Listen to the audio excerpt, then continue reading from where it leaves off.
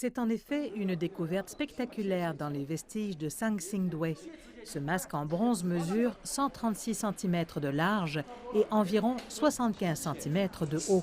Sa taille et ses conditions complexes d'enfouissement ont rendu sa mise à jour très difficile. Ce masque est la première pièce de bronze découverte dans cette fosse. Il peut être considéré comme le plus grand masque de bronze déterré à Sangchuindi.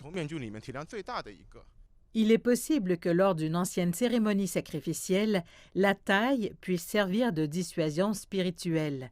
Pour le moment, seule la moitié du masque est visible. L'autre moitié attend d'être nettoyée. Un masque de bronze déterré en 1986, maintenant exposé au musée de Sangsingdwe, est incomplet.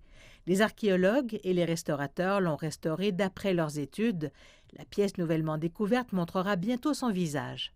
Le masque de bronze exposé dans le musée est extrêmement similaire à celui qui vient d'être exhumé. Nos prédécesseurs, à l'époque, ont vraiment fait un excellent travail. Il y a aussi des surprises dans la fosse 8. Un autel en bronze, délicat et bien conservé, a été retrouvé. La pièce, qui compte 3 couches, mesure environ 95 cm de haut et 40 cm de large.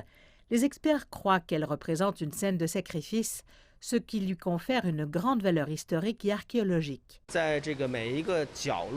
À chaque coin de l'autel, il y a une figure agenouillée tournée vers l'extérieur et une figure debout avec les yeux levés en plein milieu.